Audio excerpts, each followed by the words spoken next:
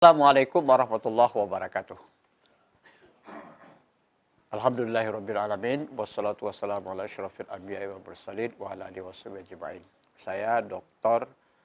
Andes Haji Heri Sunandar, MCL, sebagai Wakil Dekan 1 Fakultas Syariah dan Hukum UINSUS Riau. Dalam kesempatan ini, saya akan menyampaikan tentang bagaimana sistem belajar yang pertama di UIN, khususnya di Fakultas Syariah dan Hukum ini. Bagi adik-adik mahasiswa yang belajar di sini tentu harus berbeda dengan sistem belajar ketika di sekolah menengah dahulu. Walaupun sekarang sudah kurikulum K13, artinya lebih banyak keaktifan siswa daripada guru, tapi di perguruan tinggi ini lebih diutamakan keaktifan mahasiswa itu sendiri. Jadi mahasiswa itu harus aktif, mulai daripada memeriksa paket akademiknya, itu harus diperiksa betul, jangan sampai nanti sudah semester 12 atau di semester 13 baru ada kecolongan mata kuliah yang tertinggal. Jadi kita harus belajar dari pengalaman banyak mahasiswa-mahasiswa kakak kelas yang sudah di semester 12 baru ketahuan ada mata kuliah yang tertinggal. Jadi dari awal kuliah itu paketnya sekarang ini kurikulum 2015. Dan insya Allah nanti akhir tahun ini baru kita akan menyusun kurikulum yang baru untuk tahun 2021. Jadi adik-adik yang kuliah pada tahun sekarang 2020, 2021 tuh masih kurikulum 2015. Karena kemarin ada COVID, ada pandemi COVID-19, jadi kita tidak sempat memutuskan untuk perubahan kurikulum secara total di tahun 2020 ini. Jadi insya Allah 2021 baru kurikulum yang baru. Jadi paketnya itu betul-betul sangat diperhatikan. Apalagi sekarang sudah sistemnya dikunci. Nggak ada istilahnya, wah ini mata kuliah dia tidak ada. Sekarang lagi 2021 sudah kurikulum baru. Mata kuliah ini sudah diganti. Nggak ada lagi. Ya kalau memang sudah diganti mata kuliahnya sebelum selesai mungkin dibikin paket khusus sifatnya. Contohnya dulu mata kuliah tahun kurikulum 2013 itu ada akhlak tasawuf. Setelah itu diganti lagi akidah akhlak. Di mata kuliah ini sama isinya, cuma judul mata kuliahnya berbeda, kode mata kuliahnya juga berbeda. Jadi harus ikut paketnya. Kalau dia masuk tahun 2015 ke atas berarti paket tahun 2015.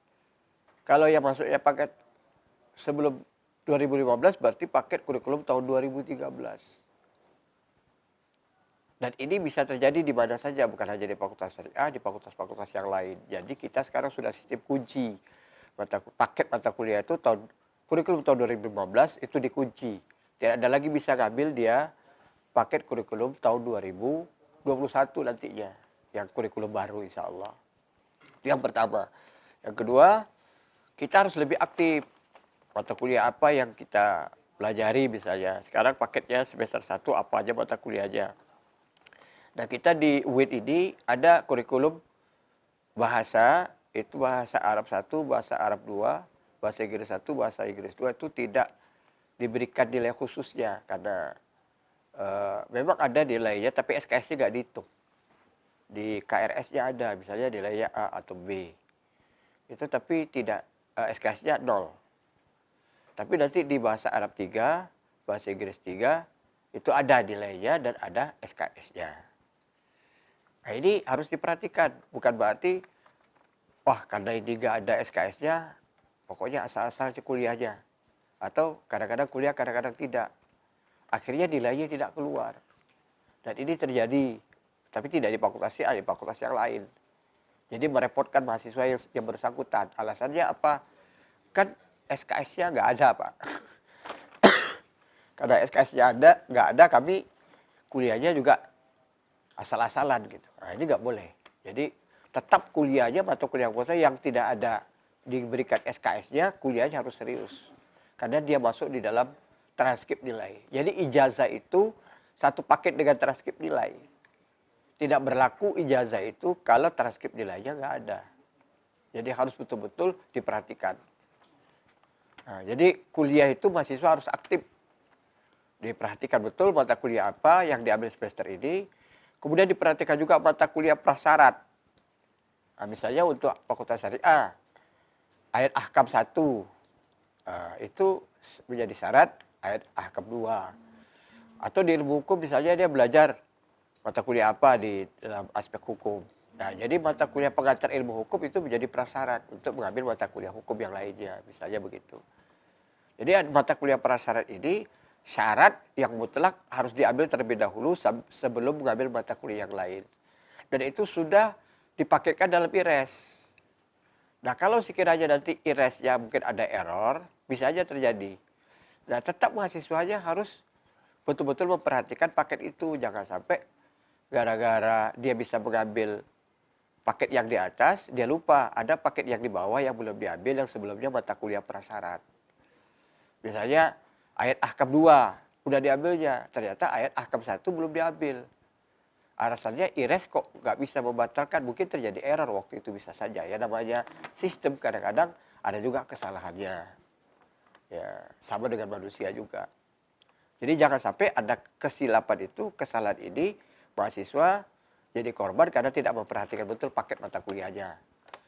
Jadi dalam sistem kuliah ini, di universitas itu betul-betul mahasiswa itu aktif. Apa mata kuliahnya, periksa di perpustakaan.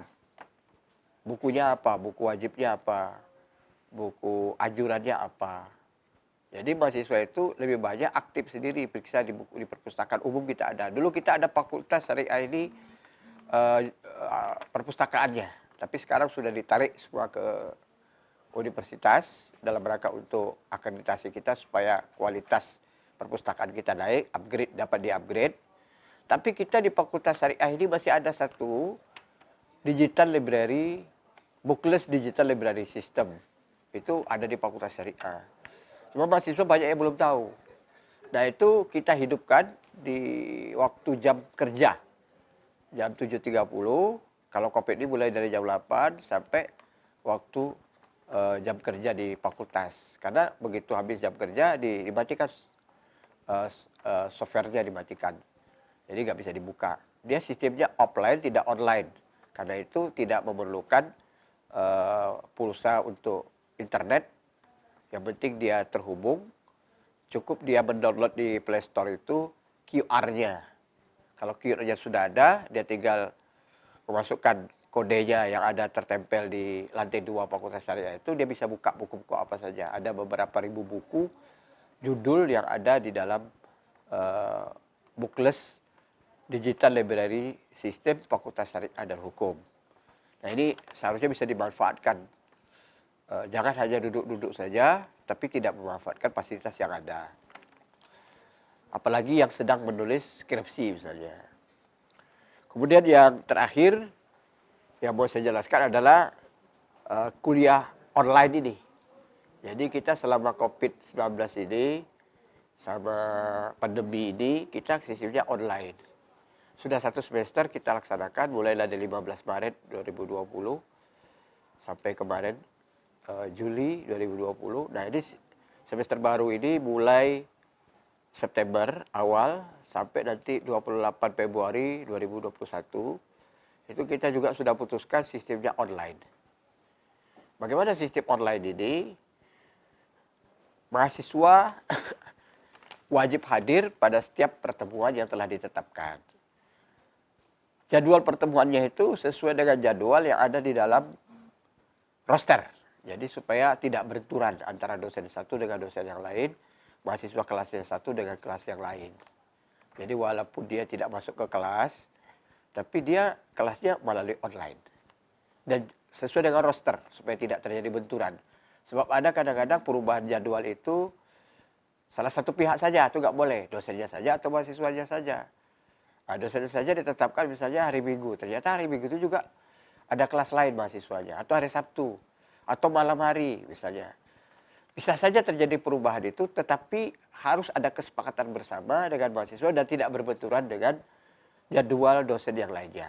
Ini yang pertama.